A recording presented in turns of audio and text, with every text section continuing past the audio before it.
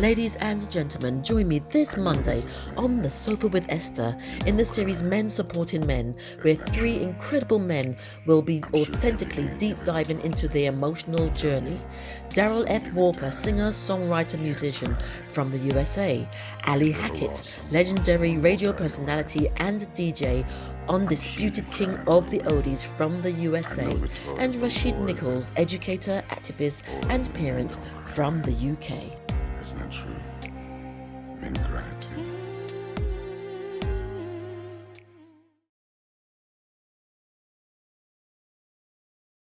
On The Sofa with Esther in the series Men Supporting Men on the last Wednesday of every month at 8 o'clock GMT is now sponsored by Father to Father, turning the hearts of the fathers to their children and the hearts of the children to their fathers.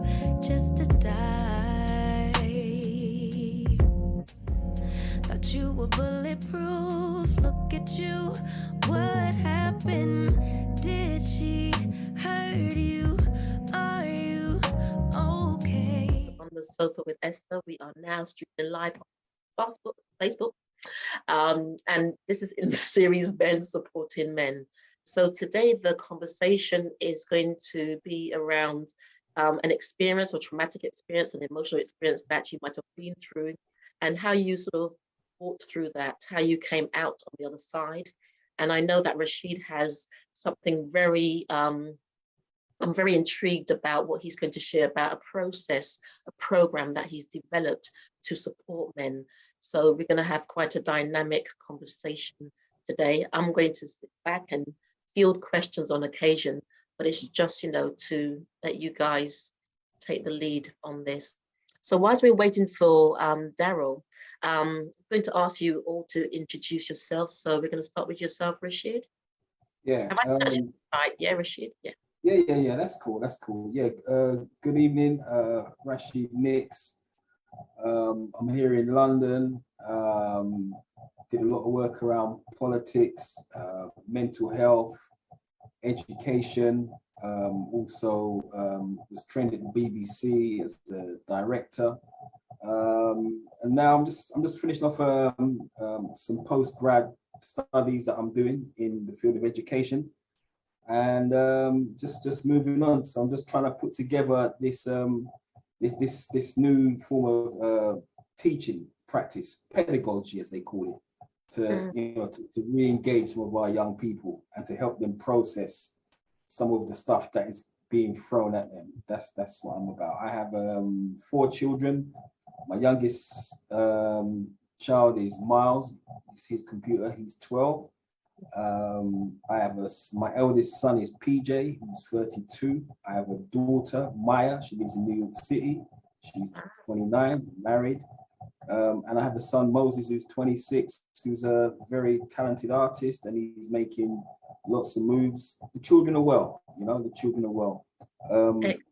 Yeah, my condolences to my father in Barbados, who last night his wife, not my mother, his wife, she passed away last night. So my thoughts and prayers with the old man, Mr. Harry Nicholls in Barbados. That's me. Okay, Mr. Harry Nicholls, we'll say condolences. Right, thank you for sharing, Rashid. Thank you, and thank you for coming on the call tonight, Spile. Yeah, bless you.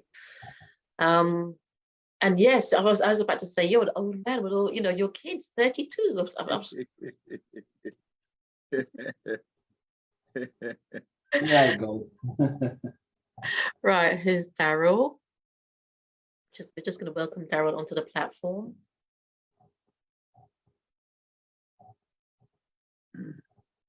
Okay. Hey, there's Daryl. Well, hey, fantastic. If you had any idea what I had to go through just now to get on this meeting, all of a sudden, updates, this, that, and the other. I had to install a bunch of crap before I could get on. That's why it's going to be a good show. It's going to be worth it, as they say. I thought to myself, I really want to speak to Esther because this is great. Hello, everyone. Good afternoon, sir. How are you? I'm well, thank you. Good. Brilliant, brilliant. Well, whilst you catch your breath, Daryl, I'll just ask Ali to introduce himself. So, Ali, if you could just introduce yourself, please. Sure, I'll be glad to. But before I do anything, Miles, condolences to you and your family. That's first and utmost condolences. Glad to see Brother Daryl Walker here. My name is Ali Hackett. I'm known as the King of Oldies here in the Philadelphia tri-state and beyond area. As you can see behind me is my music, some of my music. You can't see the whole office. The office is full. And this is what I do, and this is what I have always been. My mistress has always been music and probably always will be. And I will tell you that my wife is comfortable with that right now. Okay. She's comfortable with that. Yeah. She didn't understand it. She didn't understand it in the beginning, but she's comfortable with it now. You know what I mean? Ali, can I ask you a quick question, brother? Sure you can. Yeah, so those behind you are 45s. Those are 70s. Yes, they are. Yes, they are. Wow. And you're the king of you're the king of. Wow. I'm sorry, Miles. Oldies. You cut short. I didn't hear the rest of the question. I said, and you're the man who calls himself the king of the oldies. Well, let me just correct you a little further. I didn't call myself that. The people called me that and dubbed me that name. So I have earned it. In other words, I have earned it. Wow. Yeah, Wow. this is only what you see here is a small section of 45s. It goes from the top all the way to the bottom, all the way over. If I can maybe just take one camera. And the other side of the room and over there on the other side of the room are albums, LPs. Wow. Let me see. That starts here. Okay. Then we go on that side for some albums. And there's my equipment. For more albums on the far side. All the way back here to the wall. I can't show you the other side to it without moving around too bad. But that gives you some kind of idea. Some kind of idea. Well, the last tune I played before I came onto the Zoom call, I played it was a James Brown production, Marva Whitney. This Girl's in Love with You. So the remake of the Burt Bacharach classic. Yes. And that was the last thing I played. So I'm walking with you, man. I'm walking with you. All right. You building. Yeah. Okay. Well, if I don't forget, I will tell you that in 1978, I was on a radio station in Trenton, New Jersey called WTNJ. James Brown came to town, Trenton, New Jersey, to do a show. He walked in on me at the studio and offered me a job. And if you remember at that time, he had several radio stations in Atlanta, Georgia. Yeah. I was in the service then, so I couldn't go. But we became friends after. We became friends after that. And I did several things. As a matter of fact, the only living member, well, not the only, I'm sorry. There's a couple more. But the living member that are part of his entourage that I still stay in touch with is Fred Wesley. Okay, Fred. Yeah. Oh, the trombone player. Yeah. I was supposed to be telling you about myself, introducing myself. Ali Hackett, King of the Oldies. We're going to have to do British afternoon tea after this and have this type of conversation. Listen, Esther, anytime you get guys talking about themselves, you know it's going to be a while. You know what I mean? Well, I'll give you guys your contact details. I usually ask permission to give each other's contact details, and then mine is fine. Anybody you want to give it to is fine. I don't have a problem with that because I can always hang up on them if I don't want to talk to them. You know? Okay, thank you, Ali. Thank you very much for sharing. Thank you. And Sure. Daryl F. Walker, known this gentleman for quite a while now. Always sort of dipped in. Okay, what you got out? Do an interview with him. And I knew him when he was going through a phase as well, many years ago when he was working. So Daryl, just introduce yourself. And I tell you, married life looks good on you, Daryl. Look at you. Thank you. Yeah, I've been in this game since, professionally since 1987. Become from a club musician, now international recording artist. I've had 3 major deals and a bunch of smaller ones. And right now I'm enjoying the fact that my latest single, Ribbon in the Sky, released on Polyphemus Records in the UK, is over on smoothjazz.com's top 100 at number 69. So we're working our way up. Excellent. Congratulations. Excellent. Thank you. Excellent. So enjoying that and setting up the calendar for some summer performances and that kind of thing. Brilliant. Brilliant. Brilliant. Well, before we get talking about music again, I'm going to jump in. I'm going to jump in. And like I said, the discussion this evening is in the series Men Supporting Men, and where I invite men on, Black men initially, specifically, to talk about their experiences and to talk about, those challenges and how they overcame and what the tools, techniques, advice, guidance used to come through that. And, in between, we can ask questions.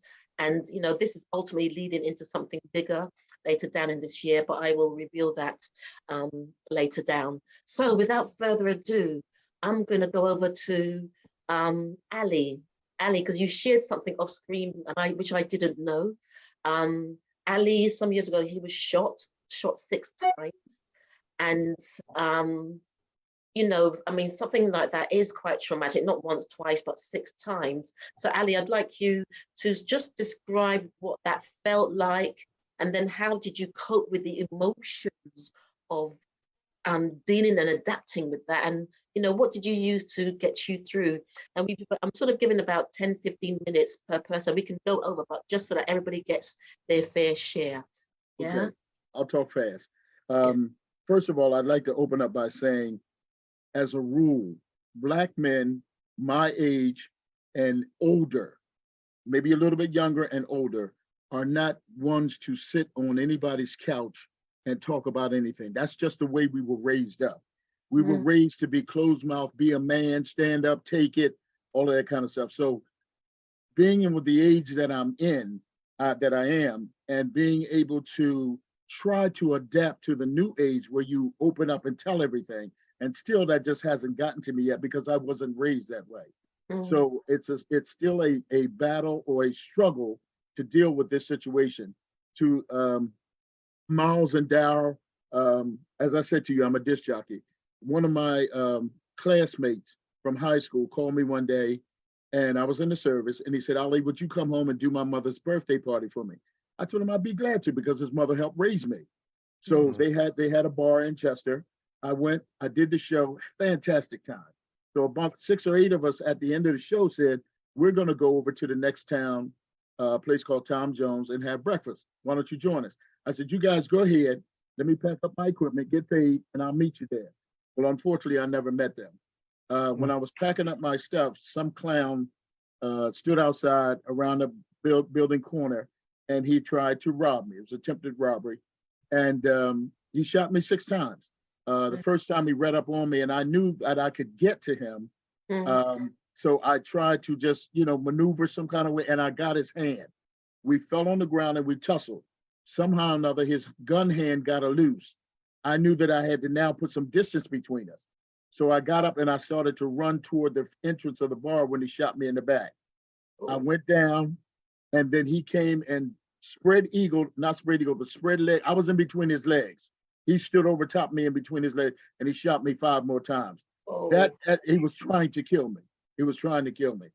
And there were people milling about outside, but when somebody hears a gunshot and realize what it is, they dissipate quickly. And that's what they did.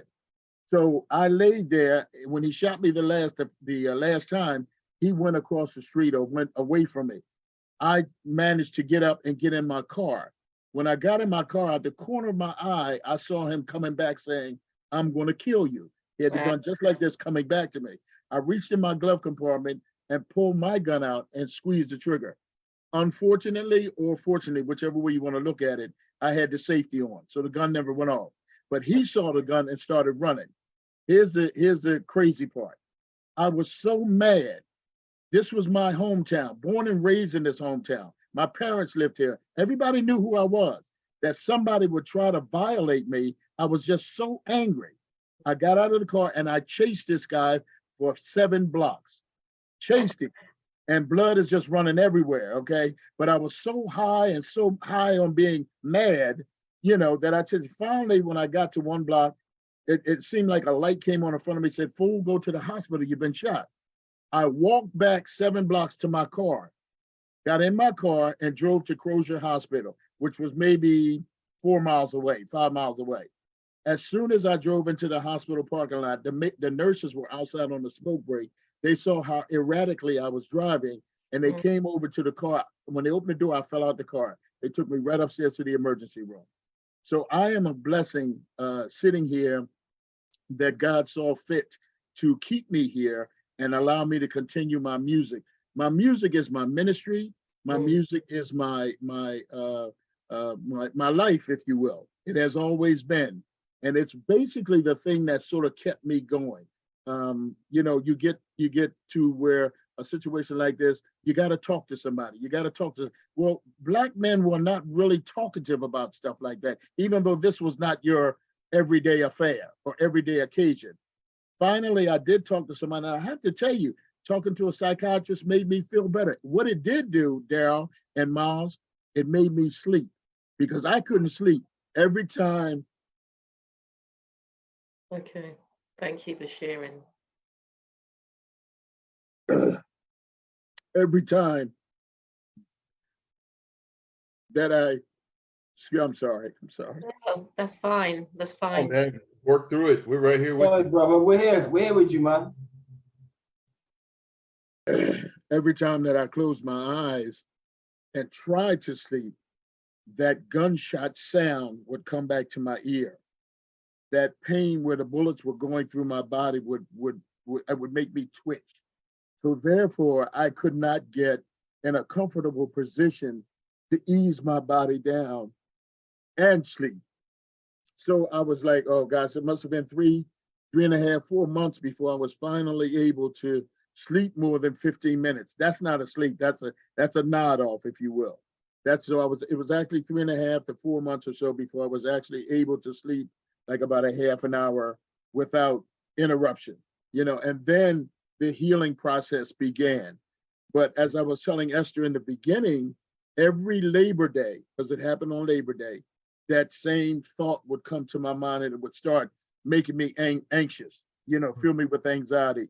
Until now, it's been about 12 years and I know when the date is coming. I know what happened. I know the time, but I don't feel as bad as I did when it happened or for the first couple of years or so. So Esther, the best thing that I can tell you, Daryl and Miles, is the remedy, if there is a remedy, the savior part of it. I believe in God, obviously, and I prayed all the time, but the music is the thing that kept me going because that's what I'm known for, playing these oldies and bringing some great memories back to people and good times. That's the thing that kept me going.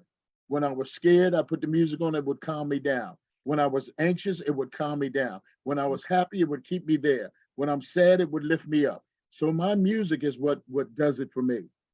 I hope I didn't go over the 10 minutes. That's an amazing testimony. That was succinct, and you can tell that you shared that from the heart, be vulnerable, even if it's just for a moment. And I usually say vulnerability is a strength, you know, because you can only just grow from that place. Right.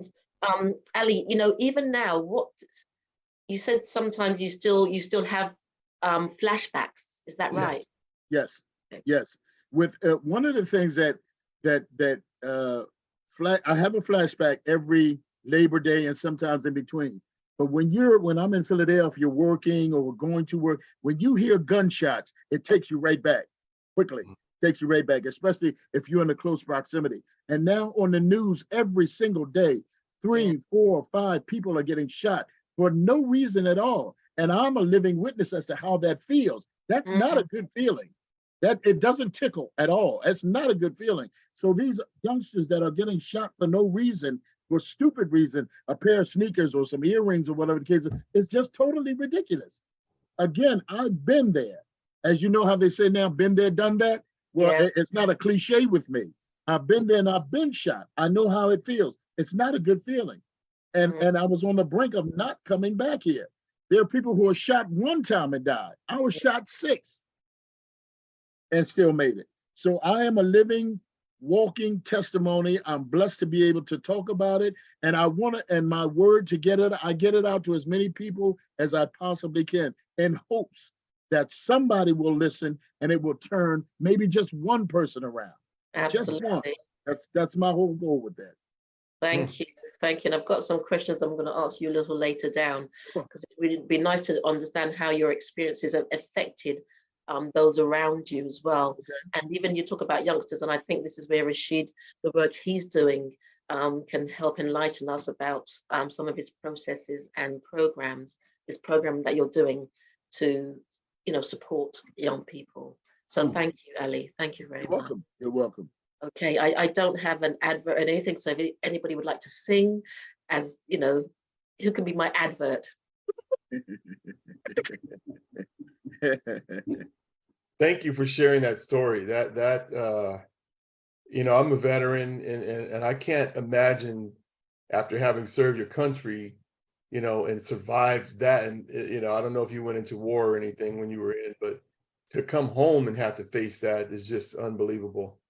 In my own hometown, is what I'm saying to you, Yeah, that thank God you're here. We appreciate the fact that you shared that, because that's a very deep, traumatic story that has post-traumatic stress disorder attached to it.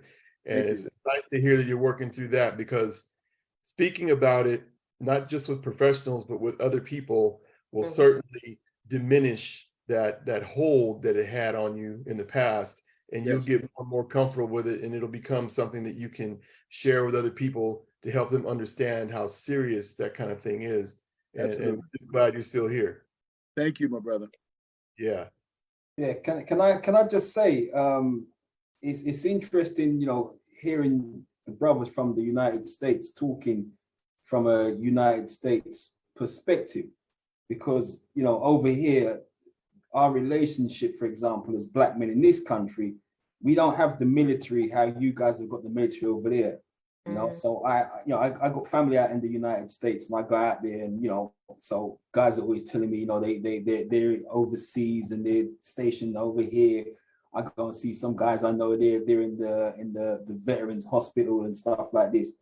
So that kind of military combat stuff that you guys go through, as much as a lot of the brothers in the UK talk about some of the stuff that we deal with, we don't deal with what you guys deal with, and we have a lot of similarities, but then at certain points we go in two very distinct directions, Over here, I know a couple of Black guys that went into the military, but in the United States context, brothers be going to the military, Right. and that's something that really strikes me. Definitely. Right. Okay, thank you. And so next, I think it'd be nice to hear from our British guest. Yes. Please. British Bajan. That's where I've known this. It's funny because I went to an event about 3 weeks ago. I was watching him. I know him, and then he told me, I know you. And I knew this guy for about 15 years ago, because when my children were small, he used to be around the same area where my children used to go to school. Maybe your kids went to the same school. And so we connected, and I told him about this podcast. And so, he decided to come on. So Rashid, thank you so much for joining us. Now, I'm going to turn this over to you for you to to share what you feel you need to share today. And I'm interested, like I said, about this program that you're doing for young Black boys specifically. Okay, so in terms of my background, I started doing a lot of work in high schools, designing mentoring programs, and I found that a lot of the students I was dealing with were young Black boys, like we call it year 9, 10 or 10th grade. What age is that? 15, okay, that kind of age group. And one of the things that really struck me was their kind of messed up sense of Black masculinity. It was, and it was the start of a very obvious career path, lifestyle choice. When I heard it was Nathan. It's got to be 20 years ago. And Nathan, one of my students, said to me, "Sir, getting good grades is acting white." And I I said, getting good grades is acting white. I said, who told you that?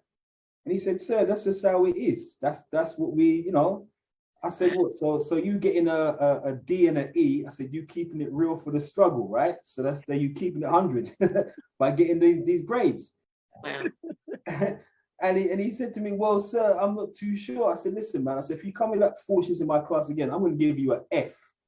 And the F is for F off out of my class with that foolishness, you know, because we wow. That's not our journey. Somehow you've been given a toxic message of what it means to be a young black male. So it really kind of got me thinking. And because of my background in media, you know, I started to really look at the connection between the images that were being consumed and how these, you know, these images were then impacting upon these choices, you know.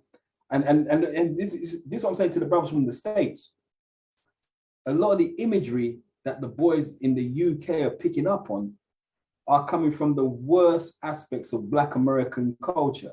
So it's not the, you know, it's not the guys going to the HBCUs and, you know, getting their grades and becoming doctors and no. It's the guys that are doing some stupidness, selling some drugs, doing some really, you know, regressive drill music. And one of the things that struck me, my mother lives in Brooklyn. She lives in a place called Canarsie in Brooklyn. And I had a group of students, this was last year, and they were going, this is in London, yeah, like out in Dagenham, East London. And the students were going crazy over this rapper called Pop Smoke. He got killed in LA. You know, I think he was like 21, 22. So just on the verge of breaking out, he get robbed and he got killed. But they loved this guy, Pop Smoke. And I didn't know who they were talking about, you know, because, you know, I'm with Ali. I'm into my old school stuff. And I like the Marvel X and I like, you know, James Brown and Coltrane. I listen to proper music. And so they educated me about Pop Smoke. And Pop Smoke come from Canarsie. I said, but that's where my mother lives. You know, I know Canarsie. And Canarsie used to be a kind of, you know, middle class kind of community. But lo and behold, you know, it's changed. And I couldn't understand why these children in this school in East London were obsessed with Canarsie because this rapper. I said, listen, the guys in Canarsie, they don't give a shit about you. They're not here thinking about the boys in East London. They don't care about you. Why are we so obsessed with the worst aspects of Black American culture? And it really got me thinking about this stuff. So one day I'd been called into a prison to do a workshop to 70 Black Muslim inmates. And I'd been up all night putting together this PowerPoint presentation. And I got down to the prison. And as I was going through security, the security guard said, you can't bring that USB stick into the prison. You know, so I got my little USB. It's right here. Yeah, this. The man's telling me I can't bring this in. It's a security risk. Wow. I said, sir, that's my presentation. I'm going in front of 70 inmates. He said, you can't bring it in. He said, so either you stay outside with your USB stick and be emotional, or you leave it at security and you come through. What are you doing? We got a prison to run. Yeah, we ain't got time for your emotions. Wow. So, you know, but I respect how he said it. He was just straight down the line. We ain't got time. You know, we ain't got time. And so I went through without my presentation and I'm thinking, shit, I got to talk to these guys for an hour and everything that I had prepared, I don't have it. So what am I going to do? And one of the directors of the prison wanted to know or wanted to see what was going to happen in this workshop, because you've got a bunch of Black Muslims and some brother from the outside, from the hood. They're going to talk in some radicalization or something is going to be going on. And I'm thinking, what am I going to present? So I turned to the to the director and I said, excuse me, miss. I said, do you have a piece of paper? So she gave me a blank piece of paper like so. And we're talking. And as we're talking, I said, miss, do you have a pen? And she gave me a pen. And so what I did, I drew this triangle. You got that? Yeah. Yeah, I drew this triangle and we're talking. So as I'm drawing this triangle, she's looking at me thinking, what is this guy doing? And then and it came to me that there was this black man's Bermuda Triangle. You know, the Bermuda Triangle off the coast of Florida, where planes and ships enter into the triangle and the guidance system goes haywire and they go missing. You know, some people say it's not real. Some people say it's real, but we understand the concept. Yeah. Right. Oh, it's real. So I'm drawing this triangle and it came to me that there was a black man's Bermuda Triangle. You got that? Educational, criminal justice, mental health. Wow. Yeah. Wow. So in between those 3 points, black men are going in, our guidance system goes haywire, and we go missing. So when I stood up in front of these 70 inmates and I told him about this black man's Bermuda Triangle, and I showed him this piece of paper like this, and I just walked, you know, up and down the rows, and I showed it to all of them, and you could see the jaws collectively just drop. And these are young guys, you know, they're in their 20s, and the brother said, sir, if I saw this when I was 15 at school, I wouldn't have been here today. And I said, yeah, I can hear that. And another boy said, so what are you saying? Are you saying that we're in the triangle right now? And I said, well, when you're out on the street, you're cool. But then when you get arrested and the police take you, what do your friends say? What do your homeboys say on the street? They say, oh, he's gone missing. I said, when they put you in the mental hospital because you've been taking too many crazy drugs and you lost your contact with reality, so you're away for 6 months, 12 months, what do they say? You gone where? You gone missing. Just like those ships and those planes, you go missing. So your relationship to your culture is your guidance system. So that really got me thinking that what we really need to do with some of these young bloods is to take really complex information and break it down to its lowest common denominator.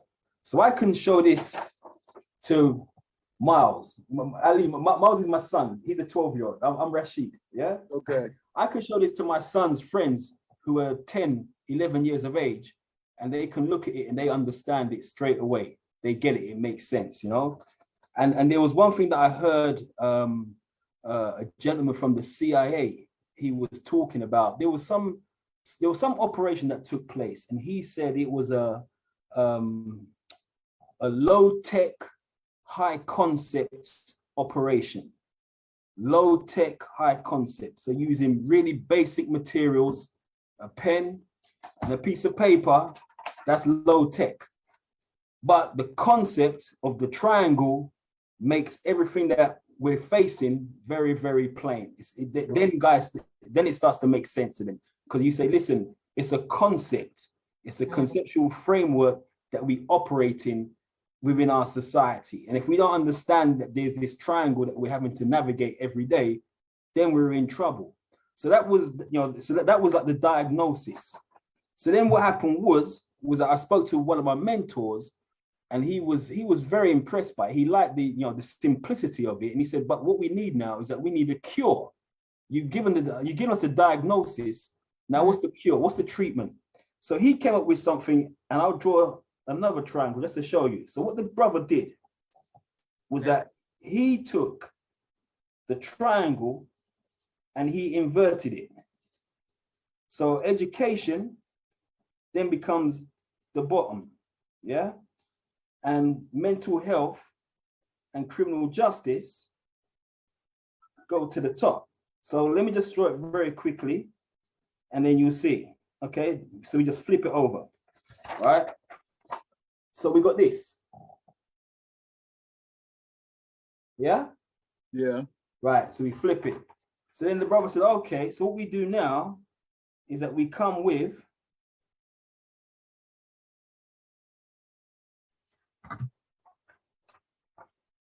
another triangle. Okay? The Star of David. Right, they call it the Star of David. But check this one. So here's how it goes, right?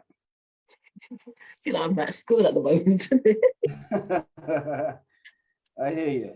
I hear you. Hold on. So let me just do this one very quickly. Community and self. Okay, so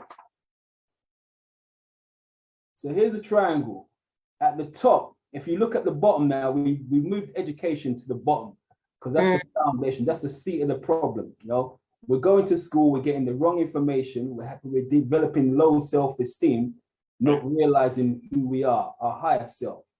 So when the brother had me draw the triangle on top, he said, you put God at the top.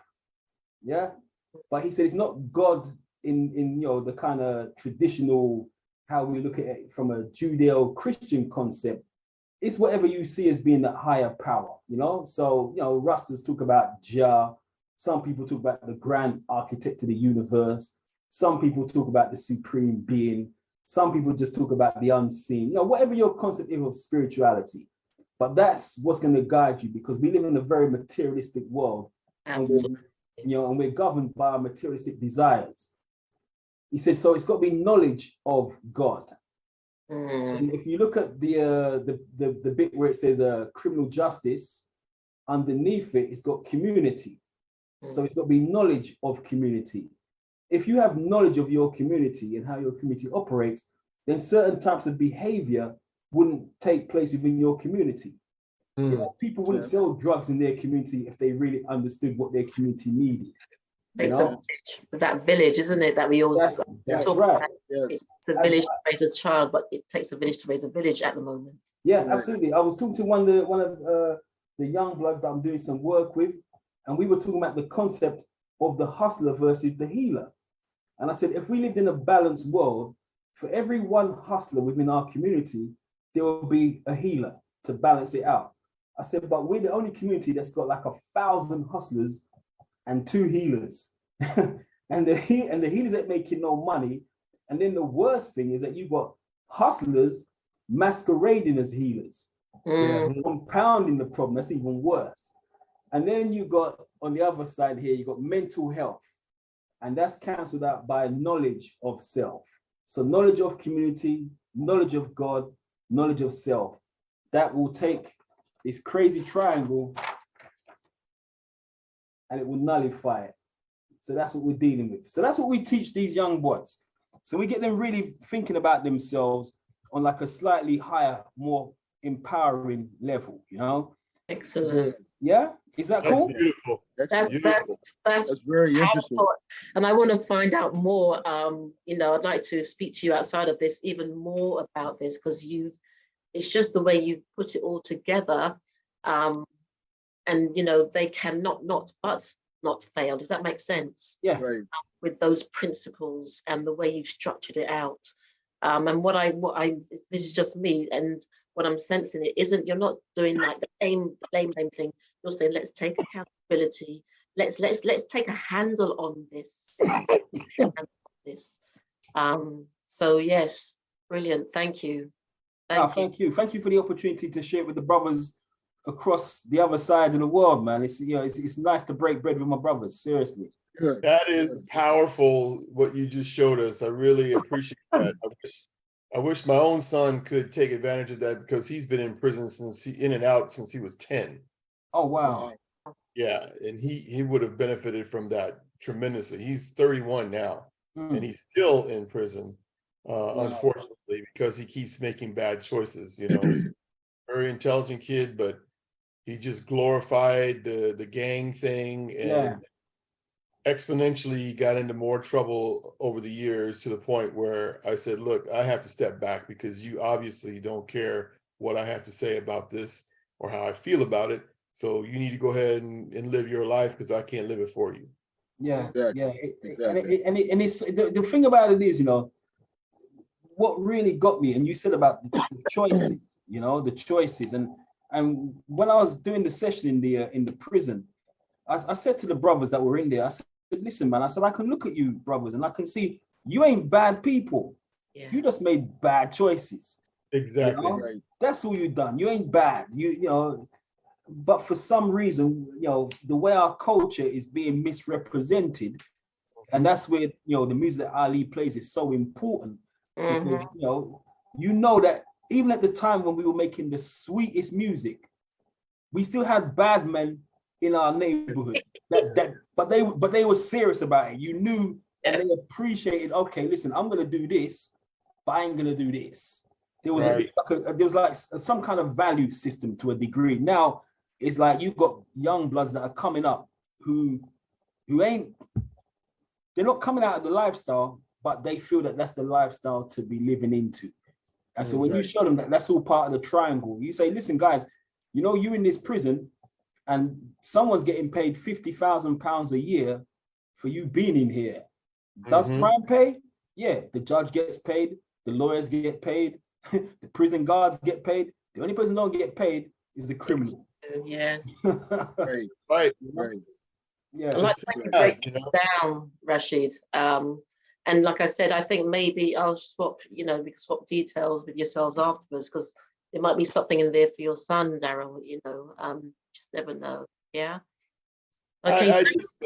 I don't give up on him, but I have to step away from that world because it's so diametrically opposed to the way I live that I can't be around that.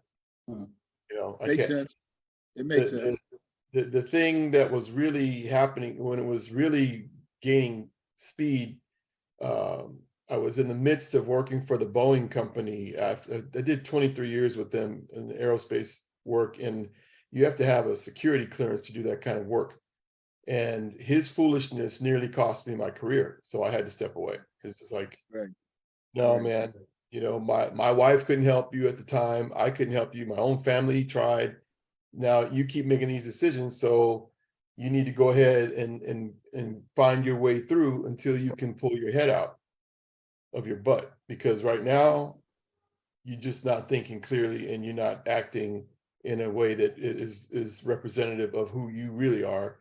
And I think, as you said a little earlier, there's a devaluation process that happens that negatively impacts our young men, and it makes them not view themselves as worthy.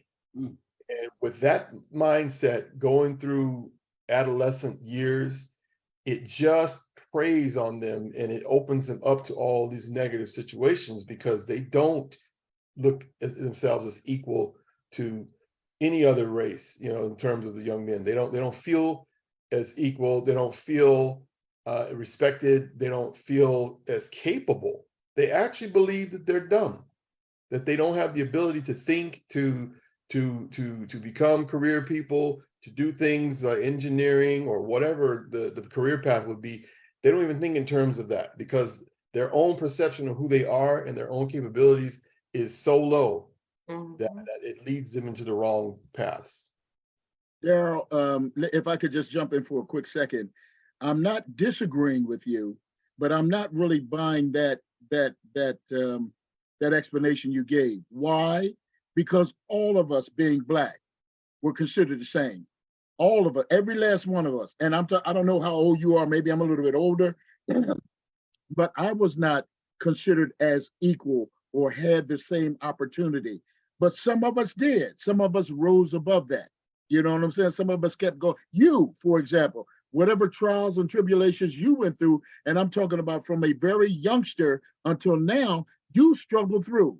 I struggled through. I'm not saying I'm the most fantastic person in the world. All I'm saying is there are some whites or other races who were worse than I was, but I struggled through and made it, or made it to this point without being into all of that. Oh, sure. Going back to Miles's point in the very beginning, when he said that the world has painted a certain picture. Well, yes, it has. They glorify all the evil. They glorify all the bad stuff. They glorify the drug selling, the pimps on the corner. All of that's glorified. So for a young person coming up who does not have a strong mind and maybe a strong background, because I had a very strong background, whether it was out of fear or whether it was the right thing to do. My father said to me, go to jail if you want to, and your ass will stay there. That's exactly what he said. I'm not coming to get you. I mean, that was it. No calling mommy. I'm not coming to get you. So you can go down and do whatever you want to do. These are the rules. You live by that. You don't hurt other people. You don't rob. You don't steal. Those are the rules for the world. So when you break those rules, then you have to suffer the consequences. Now, if you continue to break those rules, just like you, Daryl, time to do the Michael Jackson to take a moonwalk back and let them people go on because they're grown. You can't change a grown person. Miles, I see you laughing. I'm trying to be funny with it. I'm just putting it out there as I see it. You know what I mean? It's true. That's exactly right. I mean, I raised him that way. He would be fine in my purview, but out of my purview, he was a whole different person. Sure, You know, he was nuts. And yeah, I agree that at most, I was one of those kids that had a lot of opportunities.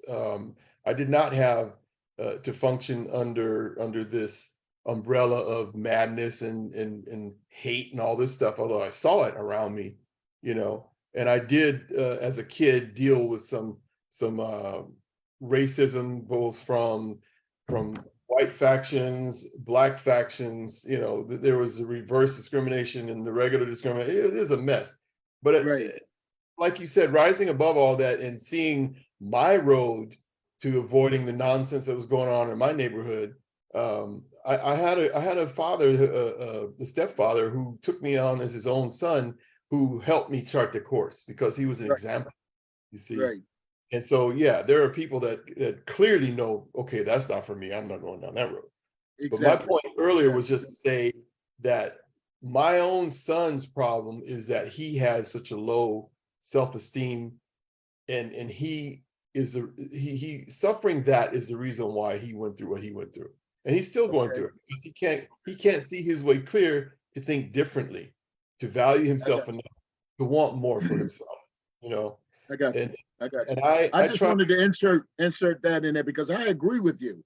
I'm just not the type of person to agree with the low esteem thing. I just don't agree with that simply because we all came that way. You know, and like I said, in your life, Daryl, and your life, Miles, and even you, Esther, growing up, we ran into that stuff. You know, I was shipped from the black part of Chester to the white part of Chester to go to school. And I'm like, why? And then we had to adjust and learn how to deal with that. Some of them were rebellious when I got there. I'm not doing what no white teacher tell me to do. I don't need no white friends. But yes, you do, because we are in a class. Yes, you do. You know what I mean? Yeah, but you understand what I'm saying, don't you? Yes, we're in a class, so we had to do those things. You know, and I just adjusted.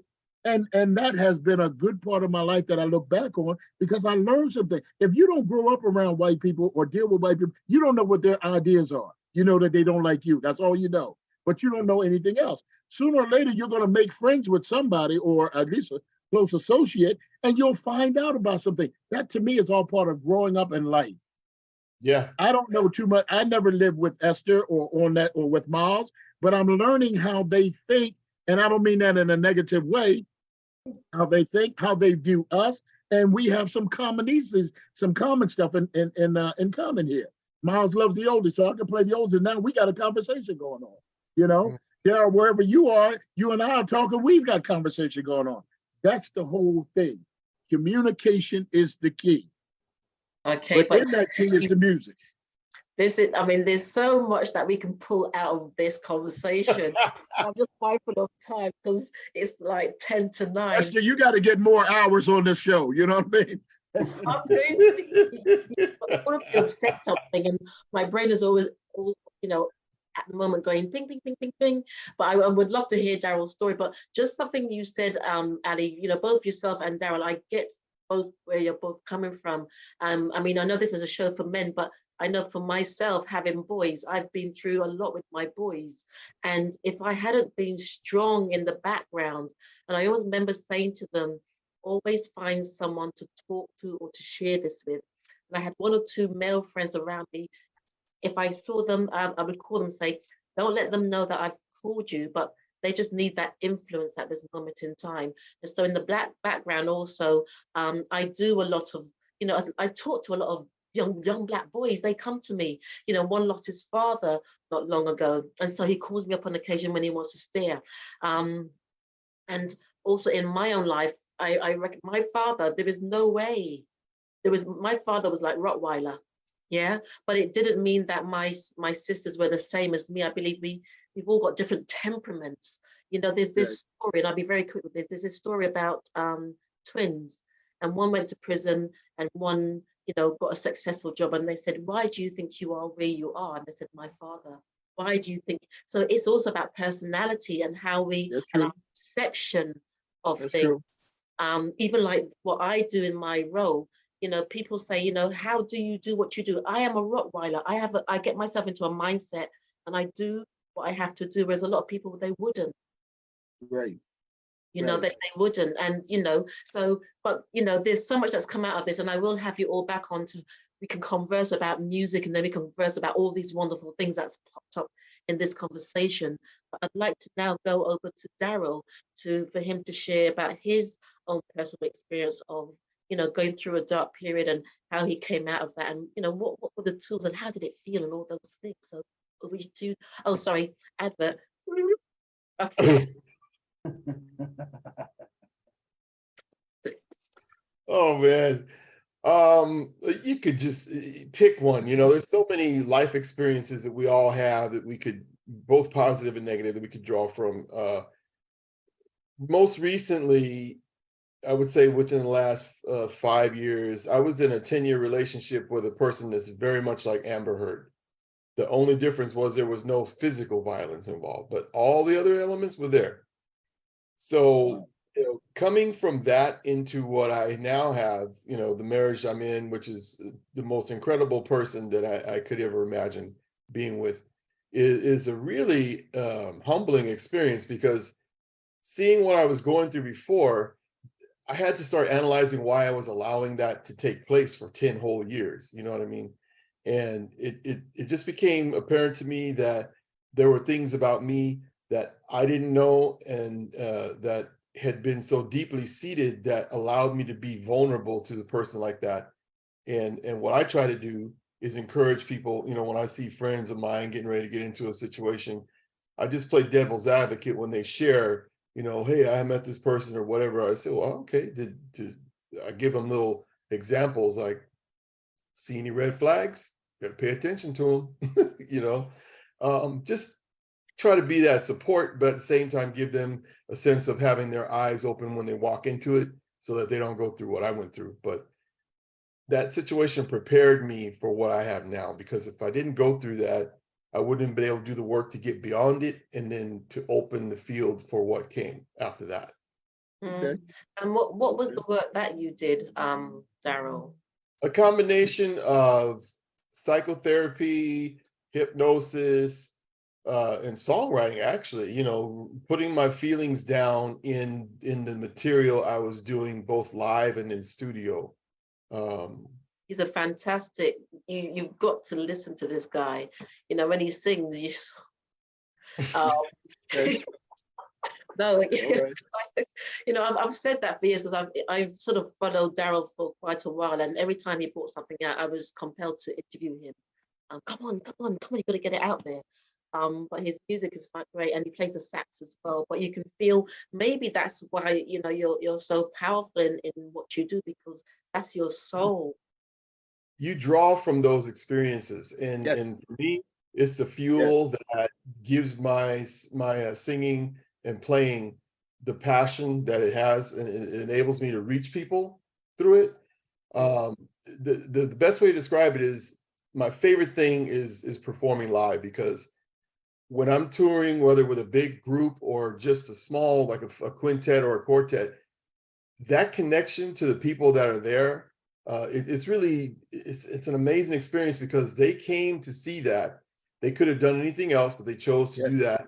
They came, and then they start to give back their appreciation, and you feel that. And as an artist, when you feel that, it allows you to take it to the next level. Your performance it blows your own mind, because you go in with a certain expectation, and plan, and usually it doesn't go to plan, Mm. and it exceeds expectations. Right. You Right. know, so it's just it's a blessing to be able to do this, because it's the most effective therapy I've ever had, is being able to perform and write and create. Brilliant. I would ditto that. I would definitely do that. I just did a show this weekend in Harrisburg, Pennsylvania, and I was told I've never played in this area before, so therefore I didn't get a chance to advertise or sell tickets or anything of that nature. The people just wanted me to come because I was told that these people love oldies. That's the operative word, love. When I Mhm. got in there and I started seeing people coming in with the walkers and the canes and the gray beards and the gray hair and all that, I said, these are my people here. These are my people. Let me tell you something. I put that music on, and I'm talking about going back. Them heads were spinning, and I was, they actually came up and said, "You are the bomb. You are the bomb." So I understand, but I start receiving that energy back from them when I started playing the music and talking to them, and that's what I look for after every show. I give, and then I look for it to come back, so I know which way to go from that point. Being fed, you're being fed and you're feeding as well, which is brilliant. Exactly. And Exactly. so out of all that you shared, and I may just go over slightly, because I don't know, Rashid, if you've got something that you can personally share that you went through and how it impacted you. I'll come to you again in a minute, but what I'd like to ask all of you is, Daryl, when you were going through that period of time, was there ever a time when you felt ashamed? Absolutely. I felt ashamed that I allowed myself to be in that position, because in anything, you could talk about how bad something was or how it affected you, but in the final analysis, it's you who have the control to say enough's enough, or no, I don't accept that. I want something better. It was my fault for being in that position in the first place. So I had to own that. Mm. Mhm. But Mhm. I always say it's not always that easy as well, because we can see it sometimes, but also we have emotional triggers as well.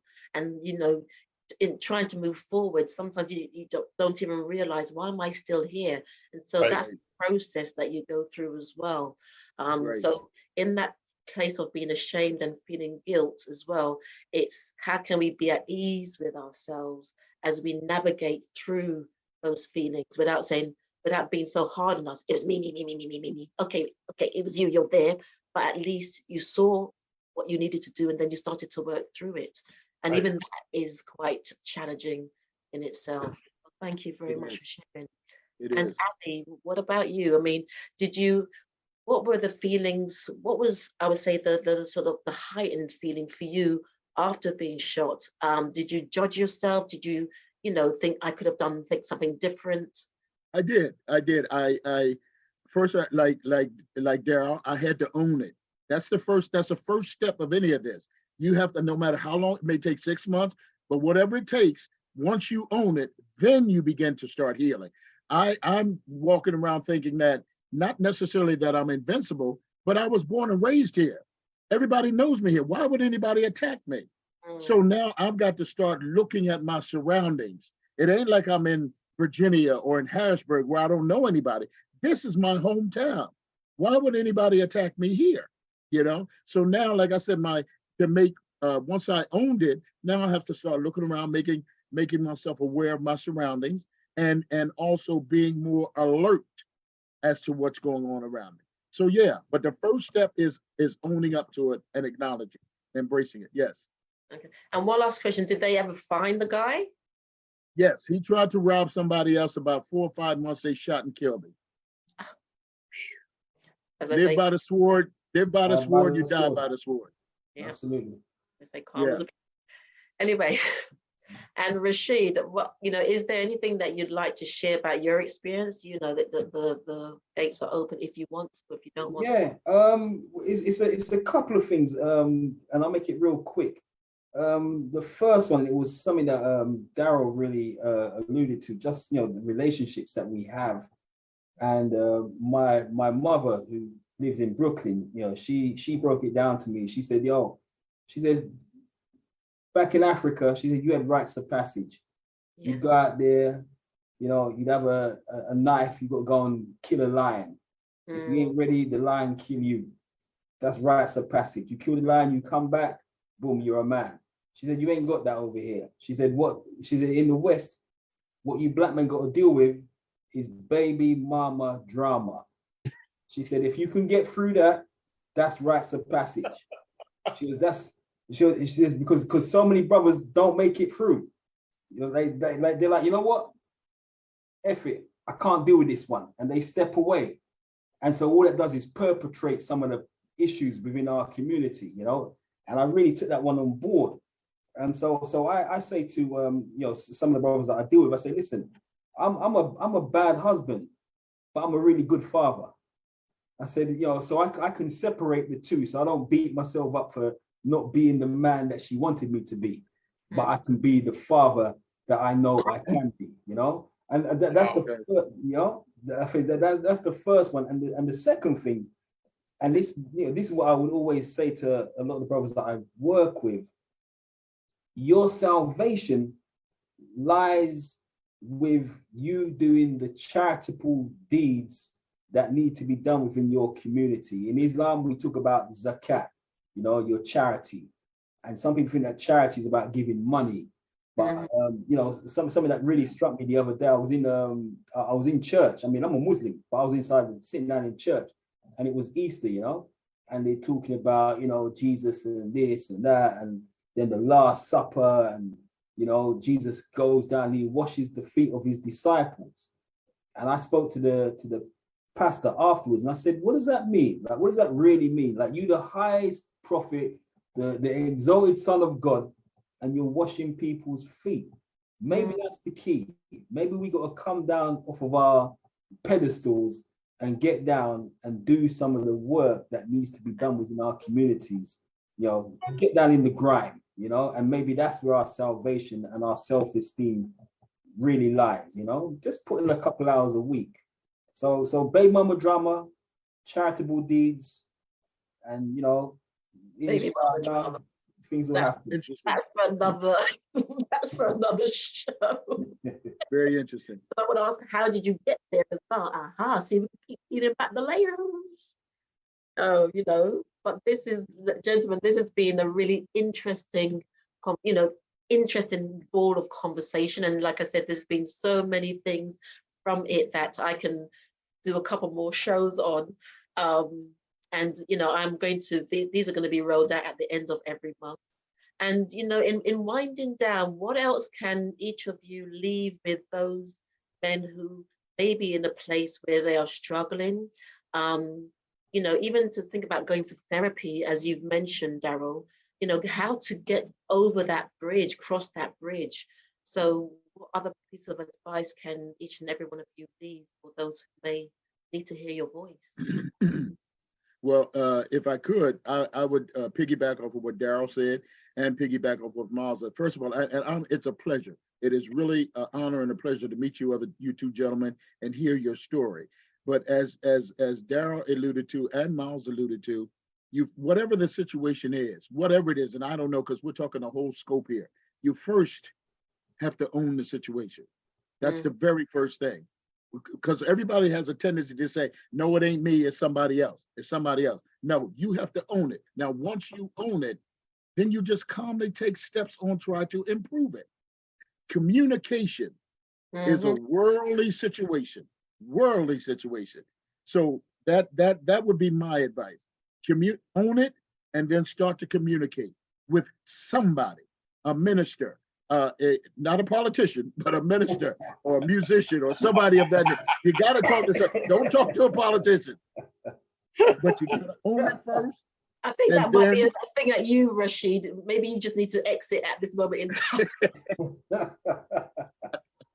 But that would be my advice. Own it and then communicate. Talk to somebody about it, because there's somebody. I never met these two gentlemen before, but now I've got aspirations from them on their situation and mine, because it all ties together. We are a worldly family, and until we get on a worldly basis, we're going to stay separated like this.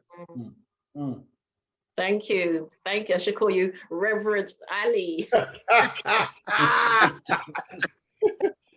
Hey! All right, let's get to the passing of the plate part. All right. All right. Talk Talk to the people. Oh goodness. It's the music. It's the music that does it to me all the time. It's the music. It's the music. Okay, which one next, Daryl? I would say, acceptance of whatever the circumstance is really important, just like we've been saying. Once we accept what's going on, then we can look for ways to mitigate the problem. But if you keep it locked inside, the way you were saying you were conditioned because of the group you came from in the time that you were growing up, it is very true. It was so pervasive that men were just told they don't cry, they don't talk, they're strong. They're, unfortunately, they were encouraged not to deal with things. And then that would come out in other ways, unfortunately.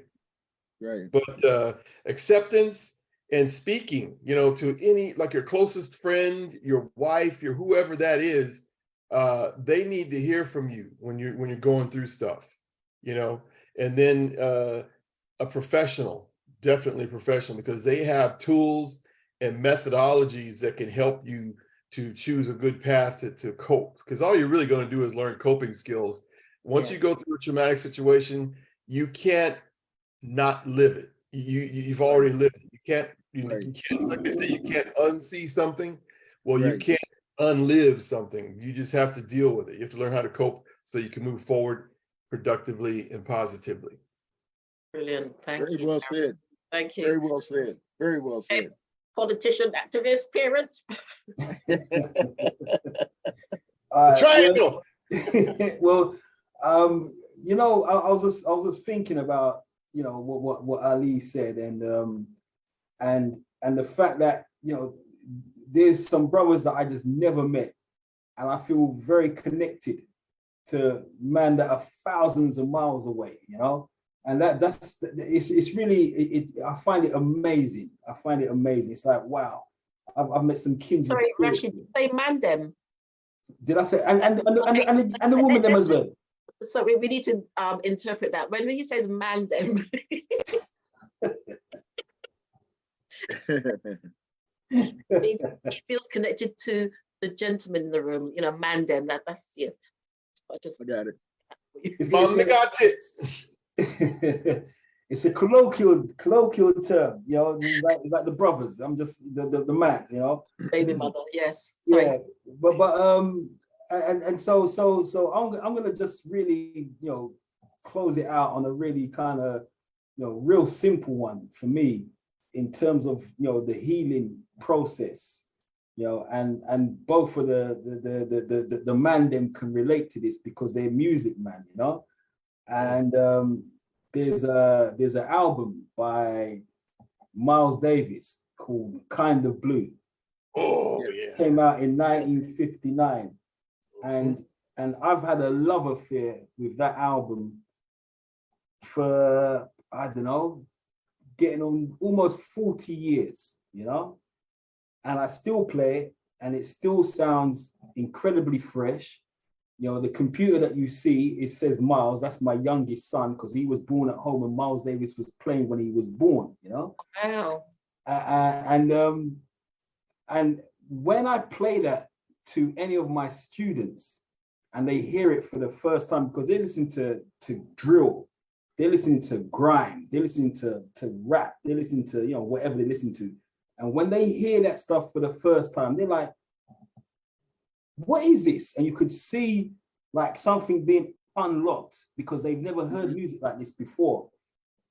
And as I was saying earlier about low tech, high concept, when you see the technology, what those guys were using in 1959, it was like Stone Age technology in terms of the mixer and the tape what they were using. It's old school stuff, but the concept is so high that you can listen to that 60 years down the line, and it's the freshest thing you're ever gonna hear. And so I always tell a lot of the brothers that are going through some of these mental issues where their brain can't unlock what they're dealing with. I'm like, just go home, turn the lights down low, put on some Miles Davis, sit back in your chair and just chill. And that will start to give you that mental massage that you ain't getting by listening to, you know, Jay-Z or whoever. They're not, because you're not getting that frequency. You know? Right, that's right. Yeah, I was going to say that, the vibration. The vibrations, absolutely. Yeah. And that's one of the things that a lot of our young bloods, they're not, you know, man under a certain age, they're not getting that at all. You know, they're not getting it. They're not getting it. It's not happening. They're not hearing it. You know, my son, Miles, for his 7th birthday, I bought him Kind of Blue CD.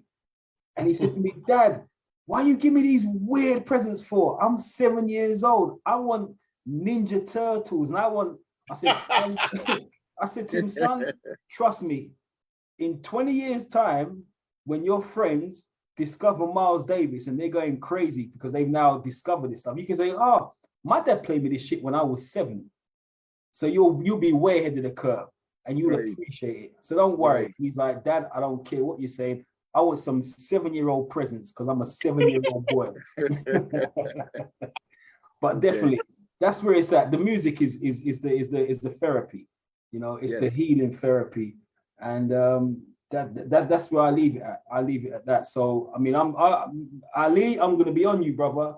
I want you to play me some of that stuff. Daryl, I'm gonna be searching what you do. You know, as soon as Esther changes the emails and what have you, I'm going to send you my website so you can check out what I do, my shows, my TV shows, everything. You check it all out. Matter of fact, both of you guys. Yeah, we'll share everything. Yeah, I'll do that.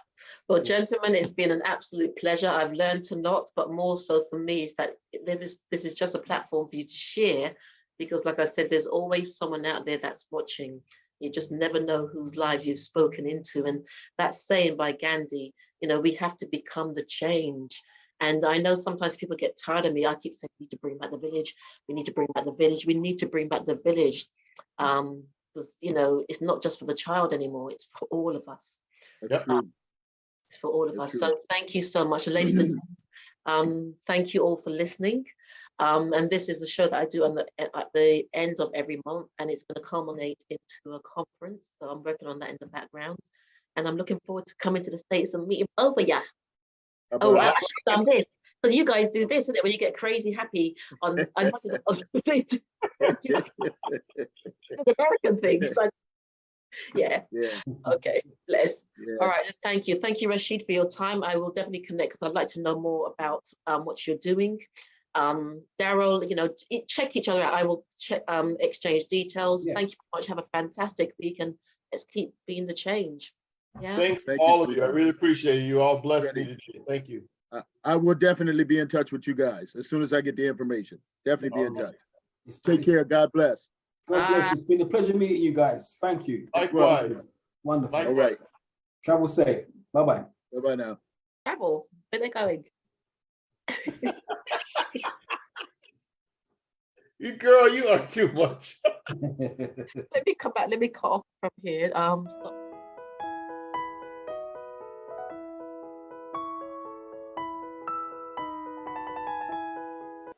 Good afternoon. My name is Tony Jazz. I'm a lifestyle manager and also a professional butler to one of the richest and wealthiest celebrities around the world. One of the services that I provide is a personal shopping experience here in London.